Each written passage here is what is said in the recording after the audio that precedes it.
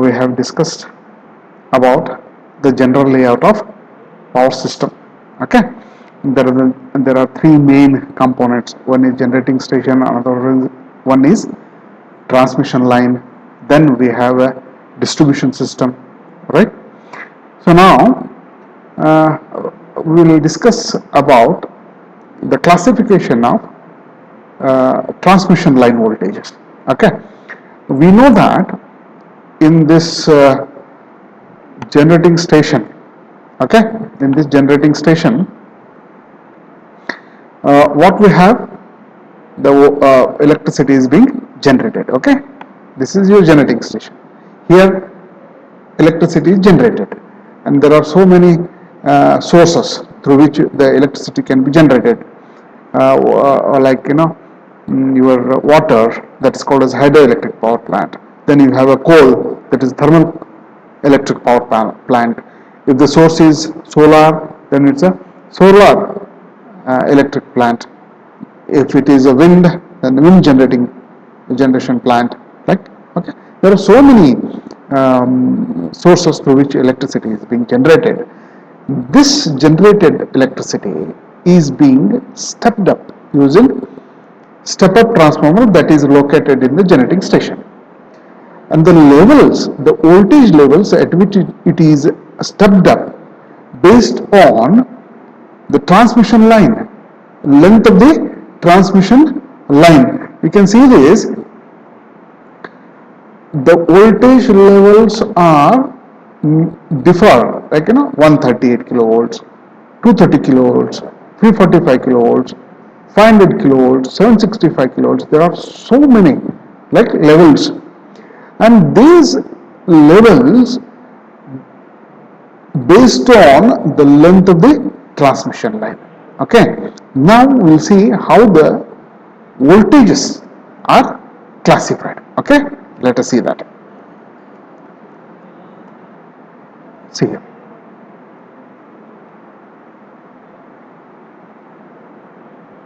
How these are classified.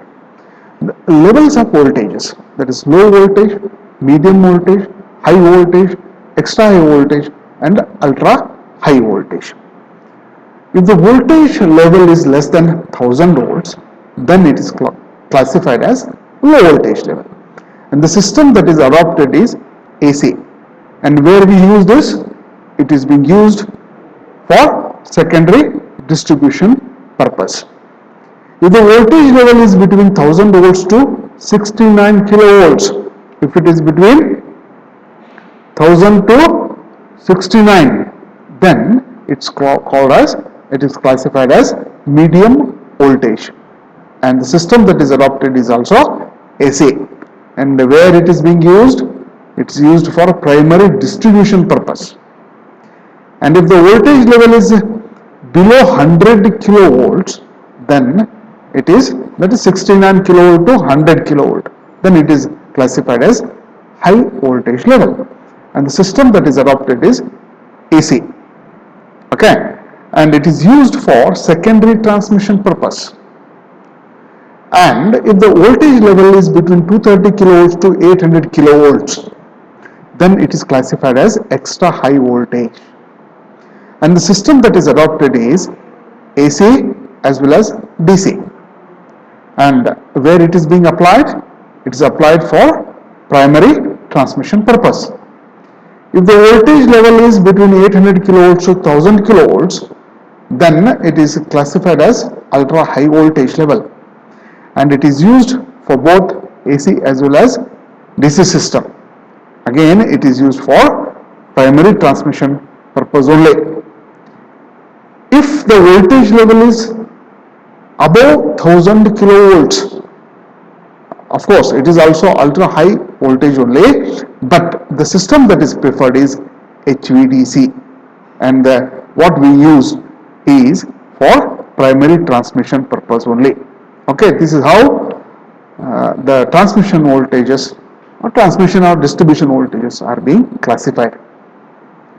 And why the voltage has to be increased? See here, the voltage is up to 1000 kilovolts for the transmission purpose. What is the reason for using very high voltage, ultra high voltage for the transmission purpose? That I will discuss. Advantages of high voltage transmission I will discuss in the future slides. Okay. Next we'll see the system that we are using. Types of transmission and distribution system. Just now I've seen the system that is used for the transmission purpose and distribution purpose. It's AC transmission as well as DC transmission. Where we adopt AC transmission, where we use DC transmission, I will be discussing now. AC, you know what is called as the AC. What is the AC system which is having? The AC is the one which is an alternating system. What is alternating? Which changes the quantity, that changes both its magnitude as direction, that is called as AC, and the quantity that doesn't change its direction or magnitude, it's called as a DC. So in transmission and distribution purpose we use AC systems. The AC system which is commonly used for transmission of electric power till substation and distribution is three-phase, three-wire system. Okay, the AC system what we use up till substation and distribution substations is three-phase, three-wire system, while for secondary distribution we usually adopt AC system which is having three-phase, four-wire system, that is the fourth wire is neutral. Okay, this is a three-phase, three-wire system. This is used up till primary distribution, substation and primary distribution. So here you have secondary transmission coming from the receiving station, which is at the level of 22 kilovolts or 33 kilovolts, and this is your substation transformer, 33 to 3.3 kilovolts step down. Okay, primary is connected in star, whereas secondary is connected in delta, and it will be again given. See, bulk users are directly connected to this system. Okay, this is your three-phase, three-wire AC system. Okay, the next one is three-phase, four-wire system, which is used for secondary distribution purpose. Okay, so input is from primary distribution. Okay, 3.3 kilovolts or 6.6 kilovolts. Primary is delta, secondary is star, four-wire system. Okay, transformer where what is the primary 3.3 kilovolts or 6.6 kilovolts, and secondary is 400 volts. That is the voltage between any two lines, between RY or YB or BR is 400 volts, and the voltage between any line and neutral is 230 volts. Okay, so this is three-phase, four-wire AC system. So here this system is connected to the household purpose, like in small consumers for lighting or heating loads. Okay, this is three-phase, four-wire system. And the DC system, that is also what we are using, is two-wire DC system, right?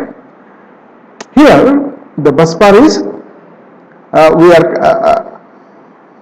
generating station is connected, generators, these are the generators at a generating station and they are connected to the bus bars, and feeders are taken from this bus bars. What is the advantage in DC is it uses only two wires. Okay, this is a substation. Again, from the first substation we are taking it to the distributors. Okay, here you have only two wires. It's a two-wire DC system. Here another one is two-wire DC system with midpoint earthed. You can see this. This is also a generator, and the midpoint of this is been earthed and it is connected to the load. Here there are two line conductors, one having a voltage of plus Vm, another having a voltage of minus Vm.